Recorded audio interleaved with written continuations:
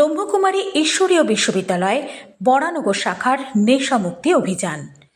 ভারত সরকারের সামাজিক ন্যায় ও ক্ষমতায়ন মন্ত্রণালয় এবং প্রজাপতি ব্রহ্মকুমারী ঈশ্বরীয় বিশ্ববিদ্যালয়ের মধ্যে 2023 সালের 4 মার্চ একটি ঐতিহাসিক সমঝোতার স্মারক বা মৌ স্বাক্ষরিত হয়। এর উদ্দেশ্য ছিল নেশামুক্ত ভারত অভিযানকে একটি সার্বজনীন জন আন্দোলনে পরিণত করা এবং সমাজের প্রতিটি স্তরে নেশামুক্তির সচেতনতা ছড়িয়ে দেওয়া। গত 3 বছরে ব্রহ্মকুমারী প্রতিষ্ঠানের মেডিকেল ও ইউথ উইংস রাজযোগ মেডিটেশন, মূল্যবোধ ভিত্তিক শিক্ষা, সচেতনতামূলক সেমিনার, র্যালি, কর্মশালা ও বিভিন্ন সামাজিক উদ্যোগের মাধ্যমে দেশের অসংখ্য মানুষের কাছে নেশামুক্ত জীবনের ইতিবাচক বার্তা পৌঁছে দিয়েছে। এই কর্মযজ্ঞ শুধু নেশা থেকে দূরে থাকার আহ্বান নয়, বরং একটি সুন্দর, সুস্থ, শান্তিপূর্ণ ও মূল্যবোধ সম্পন্ন জীবন গড়ে তোলার অভিযান। এটি শুধু একটি প্রশাসনিক সিদ্ধান্ত নয়, এটি ব্রহ্মকুমারী প্রতিষ্ঠানের প্রতি সরকারের বিশ্বাস ও সম্মিলিত প্রচেষ্টার স্বীকৃতি এবং একটি নেশামুক্ত, সুস্থ ও শক্তিশালী ভারত করার যৌথ অঙ্গীকারের প্রতীক, যার সূচনা প্রধানমন্ত্রী নরেন্দ্র মোদী 2 আগস্ট করেছেন। এই অনুষ্ঠানে উপস্থিত ছিলেন শিক্ষাবিদ পদ্মশ্রী কাজী মাসুদ আক্তার, আচার্য ডক্টর গোপাল খেত্রী, ব্রহ্মকুমারী কিরণ বহন, পিঙ্কি বহন ও বিএসএফ আধিকারিক প্রবীণ কুমার। মানে আমরা চাই কি আমাদের ভারতবর্ষে যে সবচেয়ে বেশি যুবার সংখ্যা ভারতবর্ষে, সেটা আমাদের ভারতের সবচেয়ে বড় সম্পত্তি যুবা।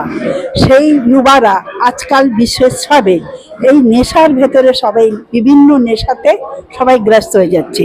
কেউ ডিজিটাল নেশাতেও গ্রস্ত হয়ে যাচ্ছে, কেউ এমনি ড্রাগস নেশাতে গ্রস্ত হয়ে যাচ্ছে। এই যে বিভিন্ন নেশাতে ড্রাগস মানে এতে যুবা চলে যাচ্ছে, তাকে তার থেকে বার করে তাকে দেশের কাজের উন্নতির ভেতরে লাগানো, এটাই আমাদের উদ্দেশ্য।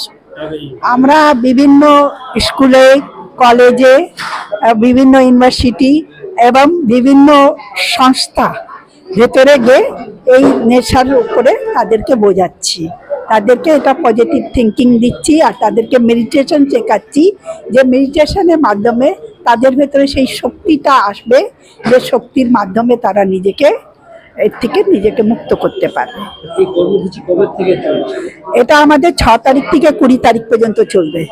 6 আগস্ট থেকে 20 আগস্ট পর্যন্ত বিভিন্ন জায়গায় বিভিন্ন স্কুল কলেজটা মেন আমরা নিয়েছি, কেন এখন বাচ্চারাই বেশি এইদিকে চলে যাচ্ছে। যে বাচ্চারা আমাদের সমাজের যে মেন সম্পত্তি, তারাই তো হারিয়ে যাচ্ছে না, তাদেরকে বাঁচানো।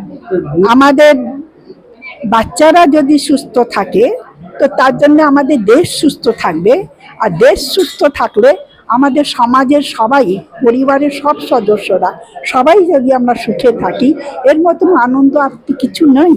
তো এই জন্যে প্রত্যেকের জীবনে সেই সুখ শান্তি আসুক, ফিরে আসুক, তার জন্য আমরা এটা চেষ্টা করছি।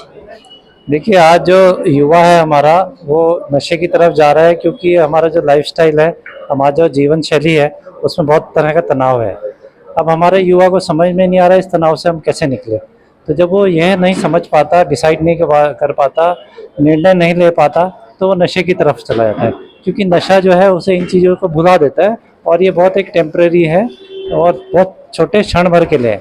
लेकिन इसके जो साइड इफ़ेक्ट हैं, इसकी जो नेगेटिविटी है, इसके जो असर हैं, वो बहुत दूरगामी है। बहुत दूर तक इसके असर जाते हैं, न केवल बॉडी बल्कि दिमाग, और साथ ही साथ परिवार को भी और समाज को भी बहुत बड़ा नुकसान हो रहा है इस नशे के कारण।